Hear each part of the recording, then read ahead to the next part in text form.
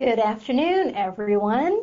Welcome to our November edition of the construction webinar series, coming to you live here from LOIS Law Firm. We're coming on to the end of another year.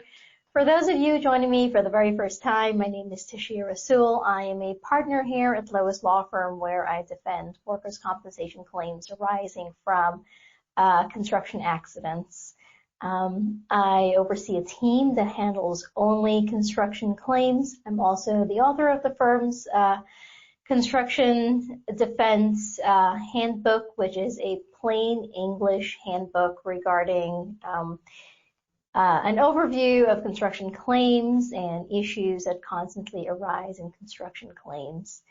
For those of you who have been following me for the past couple of years, thank you. Thank you for coming back. And if it's your first time here, welcome.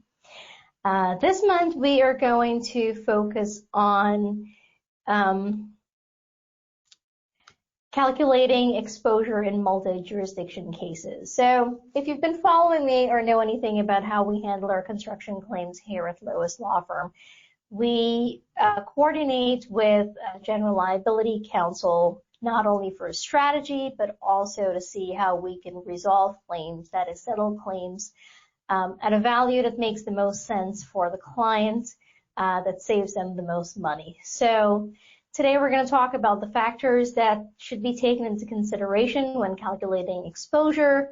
I'll do a very brief recap of Kelly and Burns, just to show you how exactly they would apply and why it's necessary that we actually take those calculations into account when determining what your potential settlement should look like. This is a live webinar, so there will be an opportunity for questions and answers in the end. The box that you would type your question into looks like this. Once you type them in there, they should pop up in my end. I'm sure I'll have enough time to answer your questions, but if not, I'll get back to you via email and definitely get you an answer to your question. All right, so let's get into it. The factors to be considered in the workers' compensation claim. Now, we should be looking at the claimant's demographics, age, prior injuries, usually a younger claimant, hopefully. They will heal faster, more quickly, and get back to work, which would reduce your exposure. But as we've seen with these construction claims, their attorneys always give them a reason to stay out of work, undergo another surgery. You need to go get more treatment so we can build up your general liability claim. In any event, we do see some good claimants who are young, who are motivated. They return to work, and that definitely reduces your exposure. Prior injuries are also helpful for us to examine because we can deal with apportionment issues, which could shave off some liability there also. We should also take into consideration whether an MSA is needed. Now, we see this very common with our older claimant population. They're just looking for an early retirement when they've been out of work for a while. They're on Social Security benefits. After a while, they would be eligible to be in Medicare, so we have to determine whether an MSA would be helpful and what the value of that MSA would be also. Apportionment opportunities, so this goes back to the prior injuries, whether it's a prior workers' compensation claim or even if it's not a workers' compensation claim. If the claimant has an injury that was existing before our accident and the doctor was making a recommendation for a particular treatment, for example, a surgery, that's something we should be contesting anyway, but that's something we should also take into consideration, especially when considering future medicals in your workers' compensation claim. If it was recommended prior to the claim being filed, you should not be liable for it. Medical status. So is the claimant currently or actively treating, or is he just going to the doctor once a month for, just a checkup, or even once every 90 days just to keep his workers' compensation benefits going? Surgeries that the claimant underwent, those always increase the value of a claim quite frankly, I never get why, because surgeries are supposed to improve the claimant's condition, right?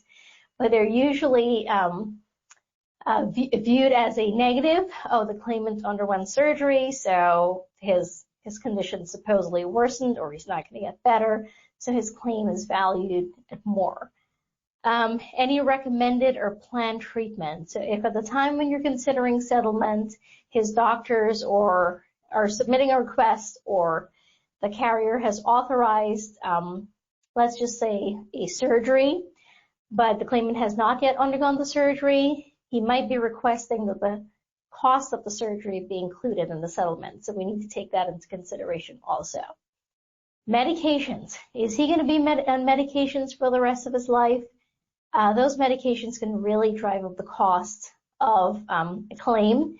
So it's always good to keep an eye on what he's getting, why he's getting it, which doctor is recommending it, and if possible, get an IME to recommend a weaning program so we can get the claimant off the settlement, because I've seen situations where the medications can be the reason why a claim is not settled, just because, especially if you have to run an MSA, a large part of the MSA is based on the medication, and it becomes cost prohibitive. So definitely keep an eye on the medications that the claimant is taking. And your most recent IME report. We should be relying on what our doctor says, right? Claimants rely on what their doctor say. So we should definitely be taking a look and see what our doctor is saying about degree of disability, ability to return to work, and the need for further treatments. The overall status of the claim. Claimant's return to work status. Did he return to work, or is he still out of work? If he returned to work, definitely your exposure is reduced, because there shouldn't be any indemnity benefits to be considered. Claimant's back at work making his pre-injury wages. He's not owed anything from workers' compensation.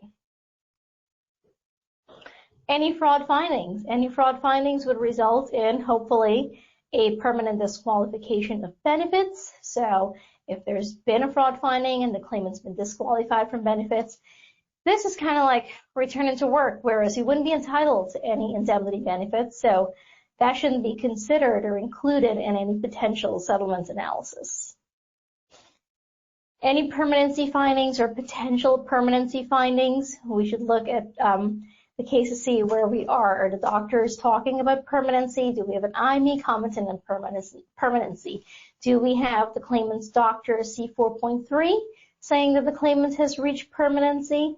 That's something we should definitely also factor in. What's going to be your exposure if the claimant has an SLU, or if ultimately an LWEC finding is entered, right? Because especially with the LWEC finding, you'll be subject to liability per the caps, whether it's 300 weeks, 350, 425 weeks.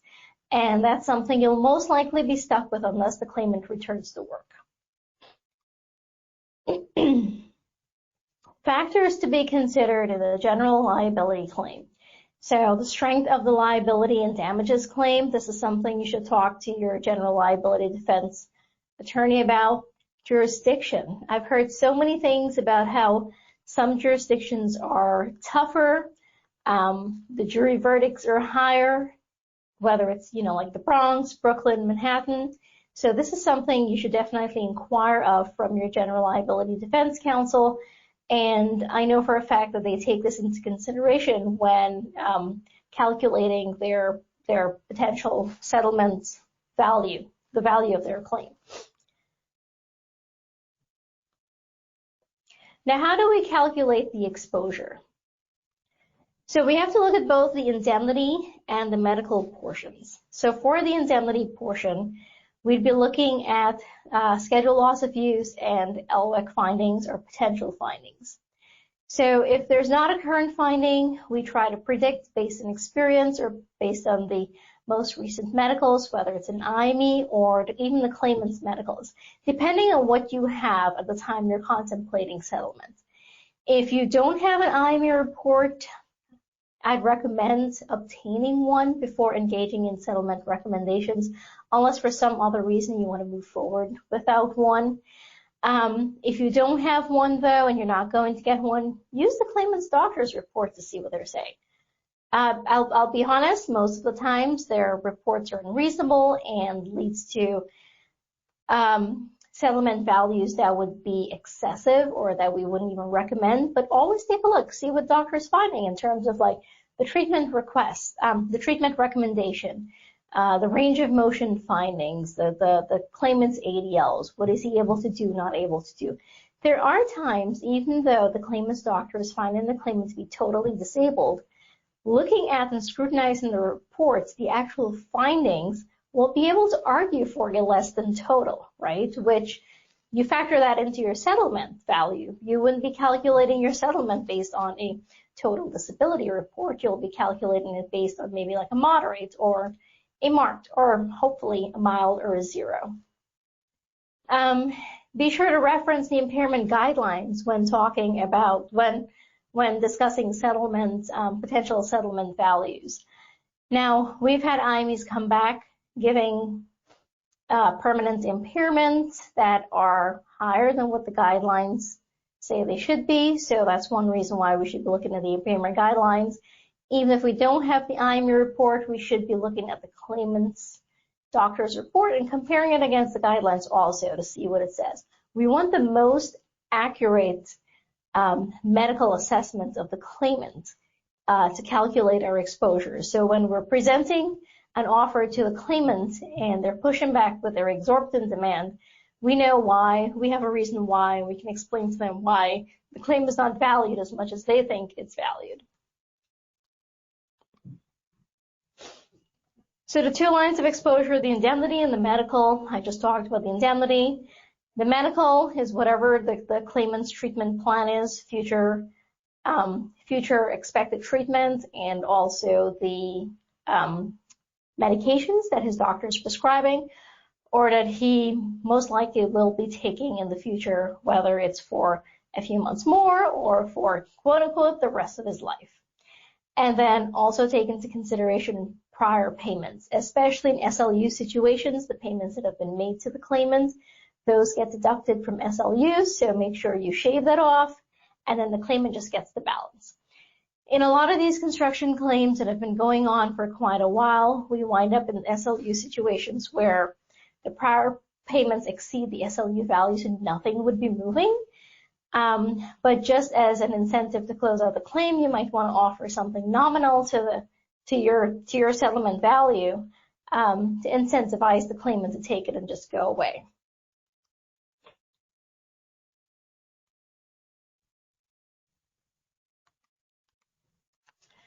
All right, so your medical exposure, if an MSA is needed, then we'll just have to go by whatever the MSA says. Make sure the vendor has all of the up-to-date medicals that they need to properly assess the value. Make sure they know the body parts that are actually injured. So, you know, where you're not paying for conditions or body parts that are not part of the claim. If you don't have an MSA, usually it's just ballparking it. We do it based on experience, the type of claim, the age of the claimant, and what the doctor is actually saying. You'll see us in our recommendation saying, well, we'd recommend an additional $20,000 to close out the medicals.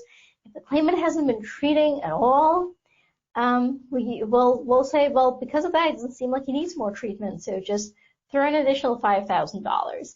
But if you actually have to get an MSA, that number is the number you'll be stuck with, that you're going to have to include as part of your settlement if you're going to resolve the medical portion as well. All right, so let's talk a little bit about Workers' Compensation Law, Section 29. So in a lot of these wrap-up cases, it's we're trying to do a global settlement, which means we are closing out both the workers' compensation and the general liability claims at the same time. Now, as I'm sure you know, the workers' compensation carrier is entitled to lien reimbursement rights under Section 29, which means that they can recover from any third-party settlement. Now, because we're doing a global settlement and it's one common owner, right, for the wrap-up program, it does not mean that we don't take our Section 29 in lien rights into consideration. We should absolutely calculate how much we can recover, and this is used as a bargaining tool when it comes to negotiating the global settlement. So, pursuant to Section 29, the workers' comp carrier that has paid out indemnity and medical benefits, it applies to both, has a lien on the proceeds of any third-party settlement. Now, how does a lien reimbursement work? So this is where we get into Kelly, Burns, and Bissell. So Kelly addresses indemnity benefits, Burns also addresses indemnity benefits, and Bissell addresses the medical benefits. We've talked about this in several different contexts, and it's usually referred to as just the Burns rate when we're doing the actual calculations. So for Kelly, when the workers' compensation carrier receives two potential benefits from settlement of the third-party action, that's pursuant to Kelly. The first is reimbursement of its current lien, indemnity, and medical, and where the workers' comp carrier would be responsible for ongoing benefits, then it can take a lien against the payment of the ongoing benefits until the third-party settlement is recovered. So in a situation where the claimant's just getting ongoing temporary benefits, or he continues to receive benefits every month, whether it's partial or total, you'll be able to take credit against those benefits. So Kelly outlines how reimbursement calculations are to be made. It applies in situations where the claimant's future benefits are not speculative, meaning we know what the claimant's future benefits are going to be. And the classic example is the SLU situation, because we know what a 10% SLU is. We know what a 25% SLU is. It also applies in situations where the claimant is no longer receiving workers' comp benefits at all. Other examples would be in death benefits. We know exactly what the benefits are going to be. They're not going to change. And situations where there's a permanent total disability, we know the claimant's not going to return to work, there's not going to be reduced earnings, and so forth. Burns. So this is the one that we're all most familiar with. This is the term that we use quite often. No one ever talks about Kelly, really, especially in construction cases. We don't have many claims that are just SLU body parts. They're usually the LBEC body parts, and that's where you find Burns applying. So the Burns calculation is just more frequently used. Now, Burns outline how calculations are made when the future benefits are speculative. This means they cannot definitely be determined at the time of the settlement. So there's temporary ongoing benefits. We don't know when it's going to stop or increase or decrease. Permanent partial disability benefits. This is the famous caps that we talk about. It can be for 300 weeks, 325, 450 weeks. The claimant can return to work at reduced earnings, so the value would change also. So we can't say for certain how much future benefits the claimant is going to receive, and that's when Burns applies. So unlike Kelly, where the benefits are calculated at the time of the settlement, benefits are calculated on an ongoing basis. So the claimant's going to continue to receive his payments on the workers' comp side, but it would be at the quote-unquote Burns rate, which is the reduced rate, and it's calculated using the Kelly formula. So, the lien is usually reduced by 1/3, and that's the amount that would be your Burns rate. So the payments are going to continue until the claimant's net settlement is exhausted, and after the Burns payments are exhausted, the workers' comp carrier recoups the net settlement amount. Full payments will resume under the workers' comp claim. So let's just say after 100 weeks, the workers' compensation carrier has recovered the entire settlement value, then it's going to continue the LWEC benefits at the normal rate, not at the Burns rate. BISL, we don't hear about this very often, but this really pertains to the medical portion of the claim. It's really the same. It's the average 1/3 that the carrier would be liable for, calculated same way the Burns and Kelly is calculated. A lot of times it's not really discussed because by the time we get to permanency and the claimant's getting his indemnity benefits, he's no longer treating, or treating kind of declines, right? Because he now knows he's getting the maximum of what he could potentially get. So why keep going to the doctor every month or every couple of months to get the benefits going? However, BISL applies in any workers' compensation claim that's open where there is a Burns credit against the awards, or there's a Burns situation, I should say, where there's a third-party claim, and the carrier is responsible for paying only its portion of the medical bill. So the courts can decide how that's going to be done, but the thing that we request is the claimant pay the bill up front, then submit it to the carrier for reimbursement. That is usually the cleanest way to do it. The carrier knows that the bill has been taken care of and just gives the claimant whatever the balance is to be reimbursed. Now, so these are all the things that we take into consideration when calculating settlement exposure in these multi-jurisdictional claims. We first look at the workers' compensation side, calculate the value, then you look at the GL side, you calculate the value. A discussion has to be had about the lien because that's, I think, one of the most important negotiating tools. In deciding what you want to do with the lien, you do the potential Burns calculation. You look at it against your potential permanency payments that you would be making in the claim, see what you'll recover, and then a determination is made as to whether you want to do a full lien waiver, a partial lien waiver, or no lien waiver, right, in exchange for a $0 Section 32, and that's what the global settlement's all about. Getting the Section 32 in the workers' compensation claim, and then you're closing out your general liability claim also. The determination of whether to do a partial lien waiver or full lien waiver or no lien waiver is something that's done when balancing the numbers on both sides, depending on what the global settlement's going to settle for.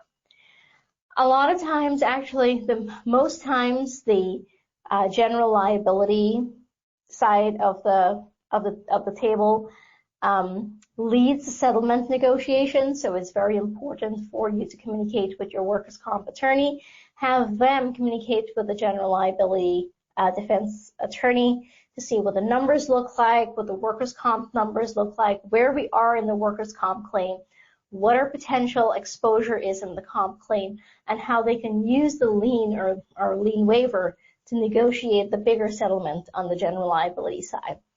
In the most cases I've seen, we've done a partial lien waiver or a full lien waiver in exchange for a $0 Section 32, and then that's used as part of the negotiation to quote-unquote shave off some of the value on the GL side, because otherwise the claimant would have to be repaying the lien, and that usually results in a very favorable settlement. So it's really a discussion amongst all parties, look at the numbers, see which would make more sense. But as I went over in my webinar a couple of months ago, usually leaving the workers' compensation claim open creates more exposure for the client, and that's something you don't want to do. When you're resolving the general liability claim, you always want to try to resolve the workers' compensation claim also. All right, so that's it for the factors and everything that you need to take into consideration in calculating your exposure in these multi-jurisdictional claims. If you have any questions, enter them into the box. I'll take a look. Hopefully they come through. Let's see. All right, so I don't see any questions on my end. If you think of anything or you want to, or you'd like to get some worksheets to see how we would calculate these settlements and what the values would look like in different situations, I can definitely send those over to you. We went through some of them in a prior webinar. I still have those. I can definitely shoot them over. So send me an email if you have any questions or need anything. And as always, if you have any ideas for future webinars, feel free to let me know, and I can definitely incorporate them. But if nothing else, and I'm still waiting to see if any questions are going to pop up. I don't think any is going to at this point. All right, so I think that's it. Next month is the final webinar for the year. There you go. It'll be on December 4th. We're going to do a wrap-ups. We'll talk a little bit about the trends that we've seen this year. It keeps getting more and more interesting every year. We'll go over some pertinent case law that we've seen also that has an impact in these construction claims and workers' comp claims in general, but we'll focus on how it can impact your construction claims. So everyone, have a very happy Thanksgiving. Thank you for joining me here, and I'll see you right here next month. Take care.